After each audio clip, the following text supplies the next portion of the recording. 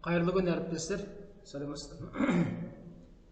Мен мына бүгін тесттер KZ туралы қысқа бейнеролик көрсетейін деп едім. Мына бейнероликке өткен жолы бізге әр мұғалімге өздеріңізге логин пароль жіберілді ғой. Сол логин парольменен өзіміздің неге кіреміз. Күнделік осы тесттер KZ сайтына кіреміз да. Тесттер KZ деп тұрады. Көрсетейін бүкіл.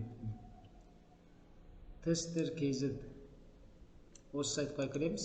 Осы сайтқа кірген кезде бізде экран ашылады. Осы жерде мен мысалы менің логин паролім уже сақталып тұр. Мен осы логин паролімен кіру деген батырмаға басамын.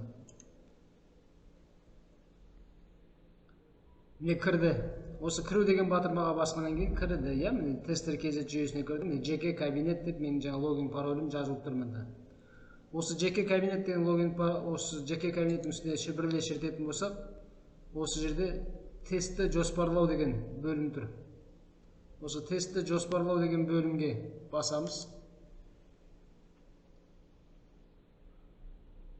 Бізде мұнда тесттің түрлері шығады. Біз ОБТ емес, біз пән бойынша білімді тексеру деген алайық. Яғни әр пән мұғалімі өзінің пәні бойынша білімін тексере алады.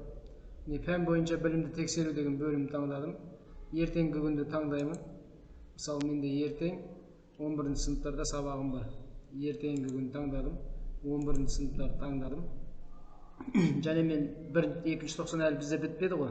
Сондықтан 1-ші тоқсанда қалған білімдер бойынша, яғни 1-ші тоқсанды таңдаймын. Білімдерін сынау үшін. Тіл дегенге қазақша тапсырады. Тестті бастау уақыты ертең менде жаңылмасам қазір 1 минут көре салайық. Ертең менде 3-ші сабақ, яғни 9:45-те басталады сабағым.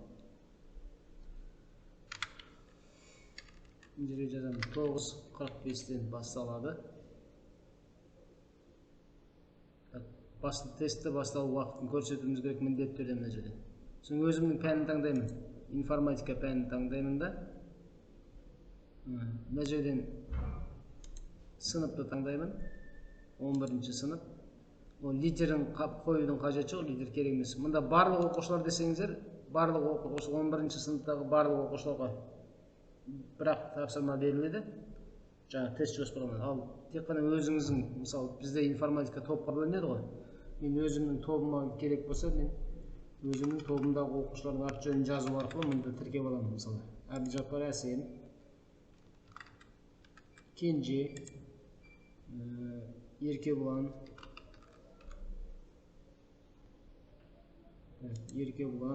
сосын Іңкар, Еркебұлан тағы да.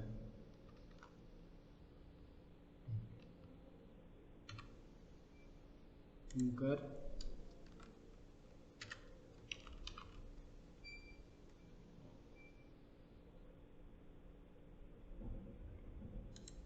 Еркебұлан, Өркен,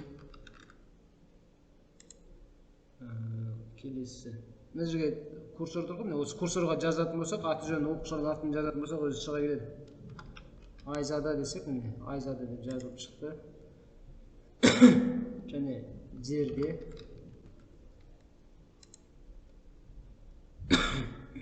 Әлихан,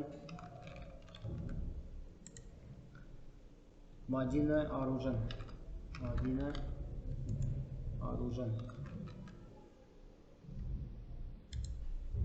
Өзімнің тобымдағы оқушыларды теріп алдым жеке. Енді жоспарлау деген батырмаға басамын. Міне менде жоспарланды. Көрініп тұр экранда.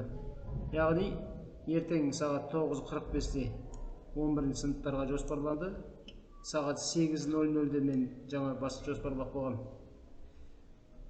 10-ші сыныптардікі ертең 8:00-де, яғни 25-ші жыл 11-ші ай 6-сы күні сағат 8:00-де 10-ші сыныптарға жоспарланған. Онда да өзімнің тек қана өзімнің сыныптарым үшін. Және қараңыздар, 1-ші тоқсандағы өткен материалды пән бойынша, яғни әркім өзінің пәні бойынша, информатика пәні бойынша ғана осындай тест жоспарлап қойдым. Пән бойынша білімді тексеру деген бөлімнен. Енді ертең сағат 9:45-те және сағат таңғы сағат 8-де бұл тест бірден басталады. Оқушылардың қолдарында өздерінің логин парольдері бар. Оқушылар осы логин парольдермен тестке кірген кезде олардан жаңағы сіздерге жоспарланған тест бар деп тұрады. Сол тестке жоспарланған тестке кіретін болса, осы жаңағы жоспар бойынша информатика пәнінен 45 минуттың ішінде, яғни бір сабақтың ішінде қанша уақыт беріледі екен, бұны өзі сол пәнге байланысты, әр пәнге байланысты уақыты беріледі. Сол уақыт ішінде тестті тапсырып шығады. Жалпы осы тестер KZ бағдарламасы сайт арқылы, тестер KZ арқылы.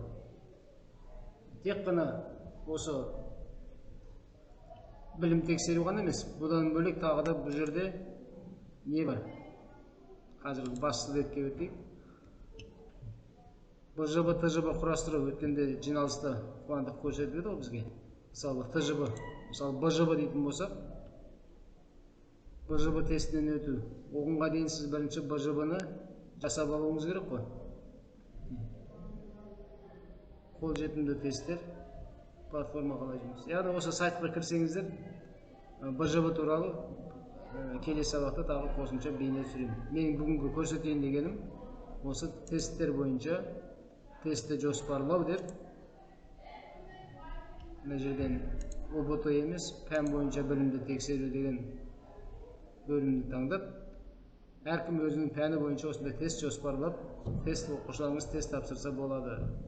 Ертең күні тапсырған тесттің нәтижесінен көре аласыздар, оқушы қай бөлімнен ақсап отыр, қай бөлімнің тақырыптарын жетік меңгермеген деген сияқты бөлімде, сол жерде сұрақтар, тапсырмалар түгел көрсетіліп тұрады. Енді мүмкіндігінше әркім өзінің пәні бойынша осылай тестер KZ-пен жұмыс жасауға тырысыңыздар. Жақсы, назар қойып тыңдағандарыңызға рахмет.